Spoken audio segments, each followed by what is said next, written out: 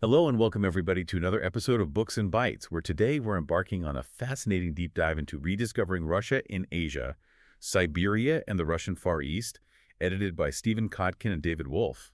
This isn't just, tracing lines on a map. It's really about centuries of ambition, identity, and quite profound cultural collision. We're going to try and unpack the incredible complexities of Russia's huge eastern territories. It's a region that, let's face it, often gets overlooked in the big historical narratives. That's right. But it's profoundly shaped Russia itself and its place on the world stage, especially its role as, well, an Asian power. Exactly. And if we treat the whole book as, one unified source, it paints this really comprehensive picture. I think maybe four key themes emerge up front. First, you've got Russia's centuries-long push east, which fundamentally reshaped its identity and brought it right up against Chinese and Japanese influence. Yeah. Second, there's this enduring ambiguity about Siberia itself. Is it a distinct new world, separate from Russia, or is it an integral, if often contested, part of Russia? That tension is always there. Third, you see this incredibly intricate web of relationships, interethnic, international, involving Russia, China, Japan, Korea, indigenous groups. Right. It's a real nexus. Right. And finally, the book really covers the turbulent post-Soviet era. That period was marked by this huge struggle for economic and political control, and maybe surprisingly, the rise of distinct regional identities out there. So what does this mean for you listening? Well, I think it means we're in for some genuine aha moments, some really surprising facts that shed light on why this history is so relevant to, well, today's world, today's geopolitics. Let's really dig in. Now, when we talk about global colonization, our minds often jump straight to Western European powers heading overseas, Britain, Spain. Right. Maritime empires. Exactly. But this deep dive really frames Russia's eastward movement differently, suggesting it was, just as significant, maybe even more so in some ways. Oh, absolutely. George Lanseff's research really highlights this. He argued, quite convincingly, I think, that 17th century Russian colonization of northern Asia was truly comparable in scale and importance to those more famous Western overseas expansions. Now, Russia's interest in the East was always sort of there, but it really, really ramped up, saw a qualitative leap, you could say, in the latter half of the 19th century. Before that, early Siberia was essentially, well, an armed camp. An armed camp. Yeah, controlled by military men. You have to remember, communications back to St. Petersburg could take months. So the governors general out there had immense, often pretty unchecked power. And after 1884, the Amur governor general, based way out in Khabarovsk, effectively ruled the entire Russian Far East, which of course just sustained this militarized feel, especially with potential conflicts with China or Japan always simmering. That paints a really vivid picture, a frontier sort of driven by the military. Yeah. So as we get into the late 19th, early 20th century, and this expansion really accelerates, who were the key figures pushing this?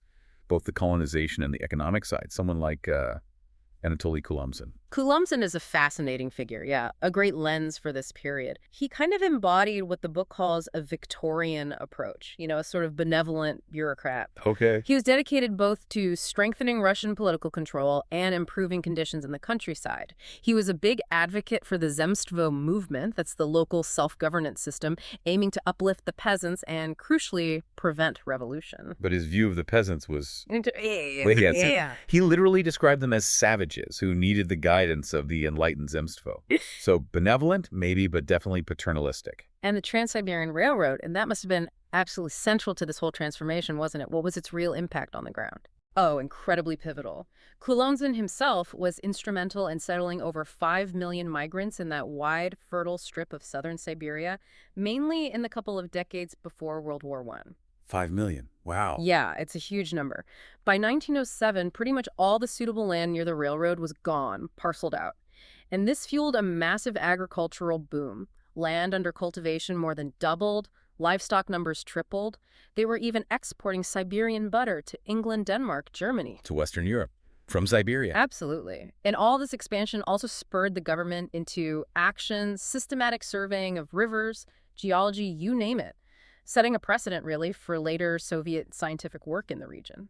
It's clear this was a time of huge expansion, but also, it seems, growing anxieties, like this idea of the yellow peril. How did that play out on the Russian Far East? Yeah, that was definitely a factor. Significant xenophobia fear of China and the Chinese was a major concern for Kalamzin and others like him. And it wasn't just a fleeting thing, it persisted as this kind of background hum, sometimes flaring up in Russian Far East policy right into the 1990s. So a persistent undercurrent. Very much so. That fear wasn't unique to Russia, of course, but it had a particular strength and longevity there, definitely influencing policy and public opinion at times. And what about the cities that sprang up from all this? Like Harbin. It sounds like a real melting pot. Harbin was absolutely fascinating, a key Russian administrative hub right there in Manchuria. By 1913, its population was incredibly diverse. You had a large Chinese population, obviously, but also a really significant Jewish community, one of the largest in eastern Siberia, actually. Oh. Yeah, over 5,000 Jewish residents. And these different groups, especially the Chinese, were concentrated in the bustling commercial district near the docks. It was a dynamic place, but also tense. When a big railroad strike hit European Russia in 1905, the waves reached Harbin. You got these stab-in-the-back feelings among the military, calls for violence against railway workers, revolutionaries, even Jews. Wow. And politically. Yeah. Who was running the show in Manchuria after 1905? Well, that was a struggle. You had the Russian army, the powerful Chinese Eastern Railway Company, and the foreign ministry all vying for control. In the end, the Russian government sort of wagered on civilian institutions having more staying power, trying to build up a more stable administration. Okay, let's shift gears then. Moving into the Soviet period. Yeah. How did Soviet rule, with its completely different ideology, transform this huge eastern region? Did it build on those earlier ambitions or try to break from them? It was a mix, really. The eastward push definitely continued, but with a distinct Soviet flavor. Look at Outer Mongolia in 1921. It becomes Soviet Russia's first protective satellite state. Not in Eastern Europe, but right there in Asia. That shows the continuity of that eastward focus. Right. But Siberia's status under the Soviets remained, well, ambiguous. It was controlled through deportation, obviously, and just sheer distance. Some people drew parallels with the American West. A frontier. Sort of, but crucially, without real control over its own destiny. You had bodies like Siberevcom, the Siberian Revolutionary Committee, directing things, managing the end of martial law around 1920. But its very existence, its status, sparked huge debates among officials. It highlights that constant tension, central control versus regional reality. And that tension must have been incredibly sharp for the indigenous peoples. What was the Soviet impact on groups like the Nivki on Sakhalin or the Sakha people? Oh, absolutely. The Nivki experience on Sakhalin is quite revealing. Even late Tsarist figures like Chekhov saw them in contradictory ways, intelligent and gentle, but also dirty and repulsive. Then they faced Japanese occupation from 1920 to 25. After that, the Soviets came in with intense efforts to basically stamp out any loyalty to Japan. The Bolshevik nationality policy wasn't about reservations like in North America. They explicitly rejected that. So what was the alternative? They aimed for this policy of drawing together nationalities, promoting things called culture bases, like one called Nogliki on Sakhalin, meant to integrate people into the Soviet system. There's this really poignant anecdote the book mentions. A Nivk woman burying her traditional clothing in 1937 during the purges, only for it to be dug up 20 years later during the Khrushchev thaw. Wow, a symbol of hidden culture. Exactly, a symbol of resilience despite everything. Now, the Sakha, or Yakuts, they had a slightly different path. They resisted Slavic influence pretty strongly. Their language, which comes from Turkish, actually became a kind of lingua franca among native groups across eastern Siberia. Really? That's remarkable linguistic resilience. It is. And they developed a strong sense of national consciousness. But after World War II, things got tense again. There was a big influx of Russian workers, perceived as getting better pay, better housing, more privileges. This led to resentment and derogatory terms being thrown around, names like wood chip or slit eyes, aimed at the Sakha. That sounds awful. It was. But despite that, Sakha cultural awareness has seen this powerful resurgence, especially through things like the annual Yayak festival, which is hugely important to their identity today. So alongside these broader transformations and the often harsh realities for indigenous groups, the Soviets also tried some really unique experiments out east. Akademgorodok near Novosibirsk sounds fascinating. What was the idea there? Akademgorodok. Yes, created near Novosibirsk in 1957, right in the middle of the Khrushchev thaw, that brief period of relative openness after Stalin. The whole idea was to create this dedicated science city, attract bright young scientists, and foster, well, alternative thinking away from the direct gaze of Moscow. So kind of intellectual incubator. Exactly. They did some really innovative things, like setting up a special physics-mathematics boarding school for talented kids from all over Siberia. They used these academic competitions, Olympiads, to spot talent and funnel them into Novosibirsk State University, which quickly became one of the top universities in the whole USSR. It was genuinely a hub of intellectual energy. But you mentioned the thaw. That suggests the freedom didn't last. What happened to this Siberian oasis? Sadly, no, it didn't. The window of academic, cultural, even political freedom in Akademgorodok slammed shut pretty abruptly in 1968. 1968. Why then? It was a combination of things. There were open protests about the trial of the writers Sinyavsky and Daniel back in Moscow. You had these singing bards becoming popular, whose songs often challenged the party line. And then, crucially, the Soviet invasion of Czechoslovakia happened, when about 46 scientists, teachers, and students in Akademgorodok signed a letter protesting the invasion, a letter that got broadcast on Voice of America and printed in the New York Times. Well, the authorities came down hard. Signatories were punished, careers ruined. So the oasis dried up. It did. But interestingly, the alternative thinking fostered there, especially in economics, didn't entirely disappear. Some argue it actually contributed down the line to Mikhail Gorbachev's ideas for perestroika. So even suppression couldn't completely extinguish those seeds. That's a fascinating link.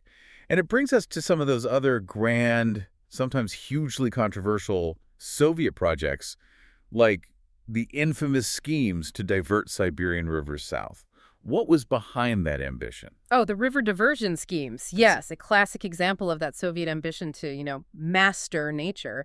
But it was also about intense lobbying by various regional and bureaucratic interests for massive government funding, often based on pretty shaky environmental logic. Right. And ironically, a lot of the well-funded research for these schemes was done at the Institute of Economics in Novosibirsk, under Abel Aganbegyan, the very same institute that produced the famous 1983 Novosibirsk report, often seen as a key document sparking perestroika. Wow. Talk about internal contradictions. Absolutely. The political fights over these projects were incredibly bitter, sometimes even taking on racial undertones between Russian nationalists and Central Asian proponents. And interestingly, the debate mostly happened within scientific conferences, not really in public forums.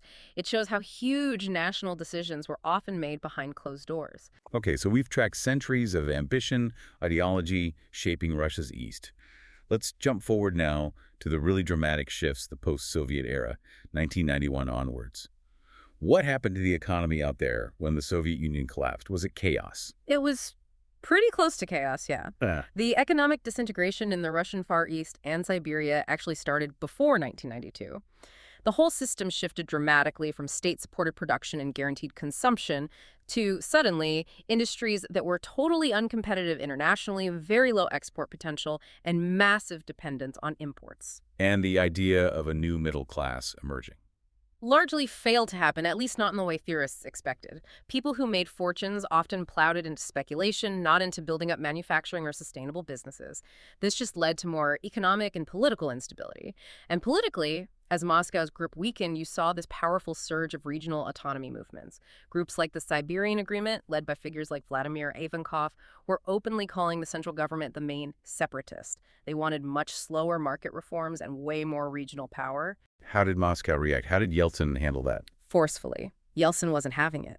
For example, he sacked the governor of Novosibirsk, Vitaly Muka, in late 1993, specifically because Muka opposed his rapid shock therapy reforms. It just underscores that deep, ongoing tug-of-war between the center and the regions. It sounds like a major power struggle, especially over those vast natural resources.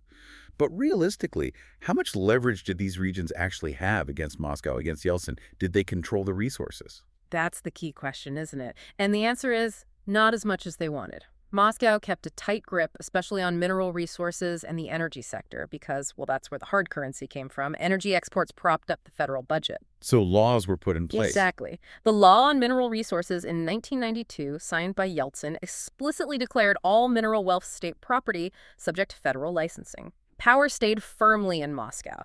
This left cities like, say, Nizhnovartovsk, an oil town, really struggling to fund basic social services because the big enterprises weren't required to provide them anymore. Right. And what about key industries like coal in the Kuzbaz region? The Kuzbaz was absolutely critical. Huge struggles there over property rights, who got the revenue. The miners' strikes in 89 and 91 were massive. They were demanding economic independence, more control. And in that specific context, it was seen as a kind of triumph of regionalism over centralism. But it was a limited victory within a system where Moscow ultimately held the trump cards on resources. And then you had the whole decollectivization of agriculture. The book uses the village of Shabanova as a case study. It really challenges that simple idea that just giving land back to families automatically boosts productivity. Why not? What was missed? What was missed was the absolutely crucial non-economic role that collective farms played. They provided vital social services in rural areas, transport, coal delivery for heating, subsidized housing. When they dissolved, pensioners, for instance, were hit incredibly hard. They lost not just cash supplements, but also essential support in kind.